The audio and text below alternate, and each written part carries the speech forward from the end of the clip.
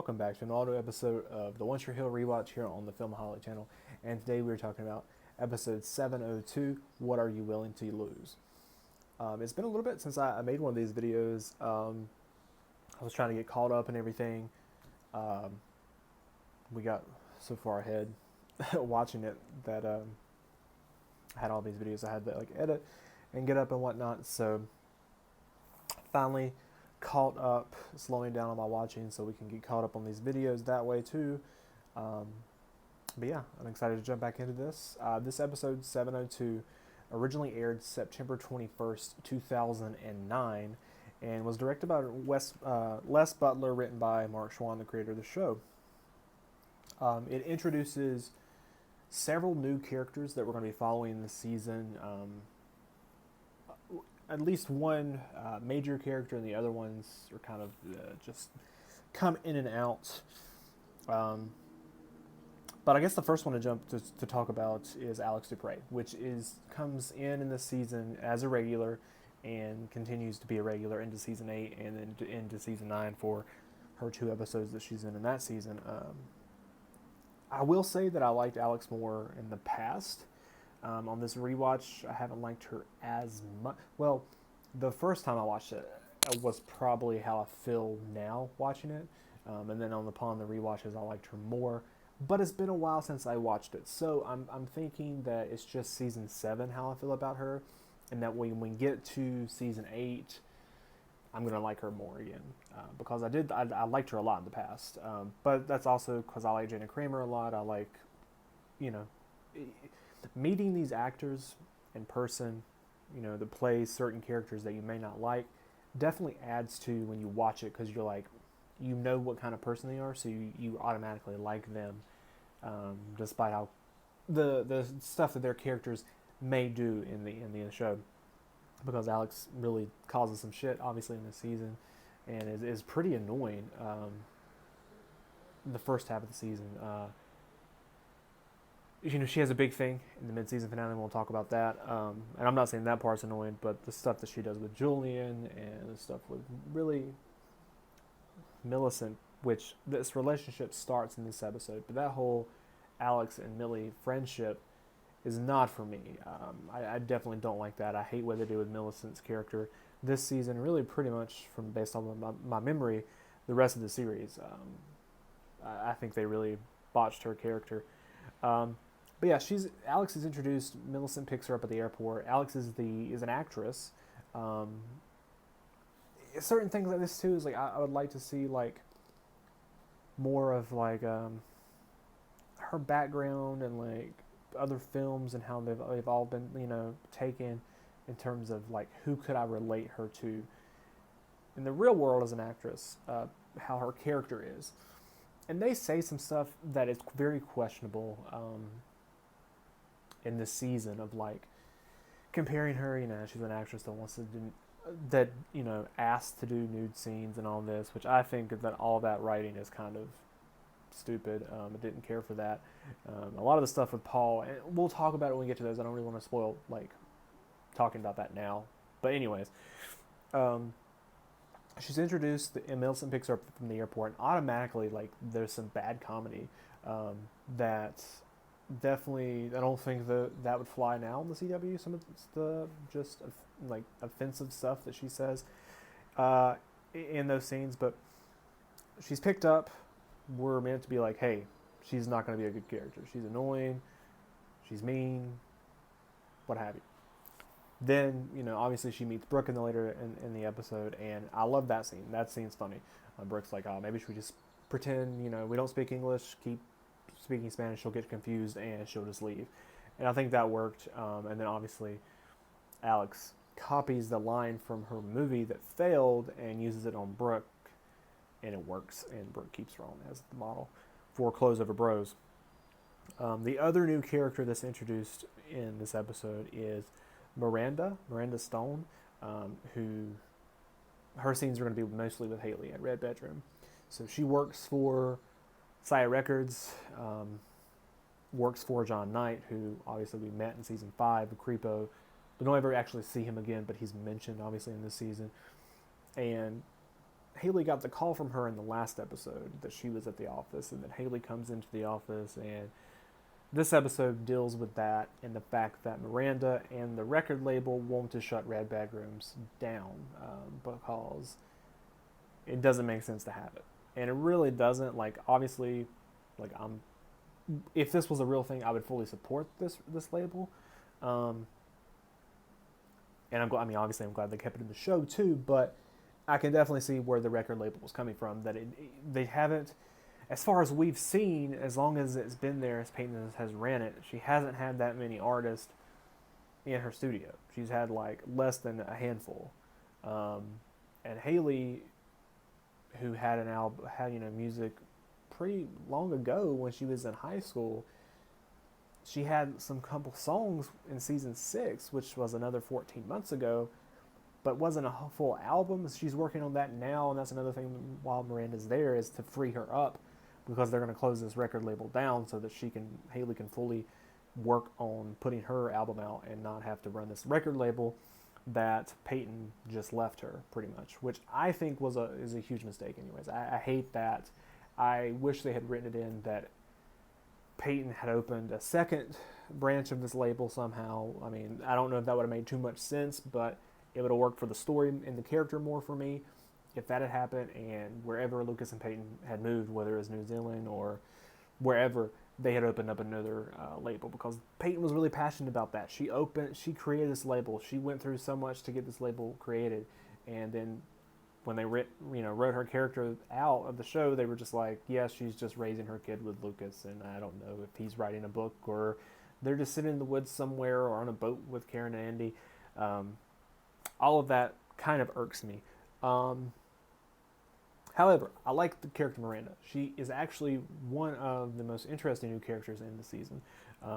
Definitely more interesting than Quinn. And that's a whole other thing, and I'll get into it when I talk about more episodes. But Quinn, I've never really cared for that character.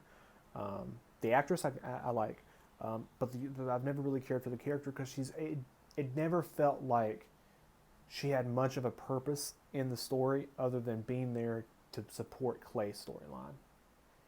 And I still stand by that. Like, I'm watching this season, and she's written in, like, obviously, it feels like that Clay and Quinn in general were written into the show to fill the void that Lucas and Peyton left. They're not replacing them, but they're filling that void, which is sort of like replacing them, but they're not the same characters, obviously. Clay, they do a good job with Clay. His character's interesting. He's got a good backstory. His job makes sense in terms of fitting into the show and where we are and everything. And they bring Quinn in, who is, obviously Haley's sister. Good, smart move to bring a character like that in that's connected to another one. You give her the career of a photographer. Where's this going to go? Nowhere. There's a couple things that they, connect to her career that they do make a point, later in the season with her studio that she has for like maybe a month. She goes to wherever they go in season 8, and there's a couple other little moments, but really I don't feel like it ever adds anything to the story. They give her some more stuff to do in season 8 that really does not work at all when we get to that point. But anyway, when she comes into the show, she's going through, well, she's not even going through it yet. She wants to divorce David. She's not in love with David anymore. Oh, it's so annoying. They drag it on for what seems like forever. Every scene she's in, she's just whining about David. Oh, David's changed. Oh, and like, to get to the point, I don't care. I don't, like, it's, even, I think it's, we'll talk about it when we get there. I think it's the end of the 3rd episode. But we'll talk about that in a different episode of the rewatch, where David shows up, and you would think they would actually talk. They don't talk. They wait until the next episode and just rehash it again. She's not sure why she's unhappy other than he's changed. Okay, great, move on. Like, I feel like that storyline should have been what brought her to Tree Hill. Fine, but I don't really need to see any of that, honestly, because it didn't work. I mean, if it had worked, sure, but it didn't. And I'll talk more about that when we get there. Of even the casting of David, I didn't care for, but yeah. So Miranda's introduced. I think she's interesting. She's actually only in this season though, but she does stay in throughout the rest of the season. Ends up having like a little bit of storyline with Grubbs, which I think is also interesting. But we never come back to it after season 7. Mia returns in this episode. It was good to see her coming back. She comes to support Haley and ends up helping Haley keep Red Bedroom open. They also, there's a good scene that I like, but it's, if you really look at it, it's like were they trying too hard with the absence of Lucas and Peyton in certain points? Some could probably argue that they were. It worked for me, but there's a scene in here where Haley does the impression of Lucas and Peyton, pretends to be both of them to see what they would tell her to do in this situation, and I really liked that. Paul comes back in this episode as well. Julian's dad. He comes to Tree Hill to. Well, first of all, we get the poster. Julian's the Thin Red Line poster. That was the movie that he saw that changed his life. He saw it with his dad, made him want to make movies. And he puts it up in the living room. Brooke's like, "Oh, I don't like this poster." And Paul comes to Tree Hill to try to convince Julian that he's making a huge mistake with Brooke and that he needs to come back to LA and focus on his movie career because Julian gave up making that film in New Zealand, which I don't. Once again, there's points where I'm like, I want to understand in a way like how this would connect this to real life and the circumstances of like what that film was, because Julian says it was a film that like would have made money, not necessarily an important film. So it seems to me like it was more like a blockbuster than say like an Oscar type film. I'm not sure, but there's a great scene with Brooke and Paul in this episode where she comes out and tells him about the poster and all this, and then at the end of the episode we get another scene with Julian and Paul where Paul's like, I don't remember that day, and then pretty much tells Julian that he's proud of him and all that, and all that worked in the episode, and I thought that was great. And we also, of course, continue the Renee situation. The Renee situation started in the last episode. Obviously, she was at Jamie's party. She snuck onto the property, took a picture with Nathan being a real creepo, and then Clay comes up to Nathan at the end of the episode and shows him the picture of them two together and says, she says that you slept together on the road. She's going to go public. This episode further dives into that of like why she's doing this and everything. There's a scene where Nathan tries to confront her when Clay is talking to her, and that goes south. Good on James Lafferty's acting. Good on Nathan in that scene. Clay ends up talking to her again later in the episode, and that's where we get the reveal that she's pregnant and that she's claiming Nathan is the father. So the episode ends, Haley's had a bad day, and Nathan comes up to her and says, it's about to get worse. So he tells her the situation, and that's how the episode ends, of them sitting outside of their house and him telling her the situation that's coming and the camera pulling up. And it was a really good shot. Really like the music in these episodes. They're really great. I mean, the music in One Tree Hill is something that defines the show. Like the music is incredible. Shout out to Lindsay Wolfington, who does the music for the show. If I ever get the pleasure of making a show, I want to have her do the music because she is amazing. But the last thing about this episode, and what I would consider one of the biggest thing, is Dan. Okay, so we found out in the last episode that Dan is now, he has Scott Free. His show, it's a Tony Robbins type show that he's doing. Jamie watches it on this, and his wife is revealed in this episode that he got married over that 14 months, and the wife is none other than Rachel Katina. We haven't seen her since season 5 when she had the drug problem and ran off with Brooke's money to go party. Now we get flashbacks and understand her and Dan's relationship more in the next episode. But in this episode, it's just revealed that they are married. It's a surprise to the audience, but it really works for me, that surprise. And Ethan, who I do my videos with, he'll come on when we finish the rest of the show and do some more videos for the One Tree Hill rewatch. But the Dan storyline doesn't work for him in this season with Rachel. It does for me because of how it's explained in the next episode of where he was when him and Rachel met. It was right after season 6. He's expecting to die. Whitey's told him this stuff about redemption, and he has all these self-help books because of Whitey telling him that. And then Rachel comes along and helps him see the light, as his character would say on the show. But we also have the moment too, and you start to see, even this episode reveals that they're married.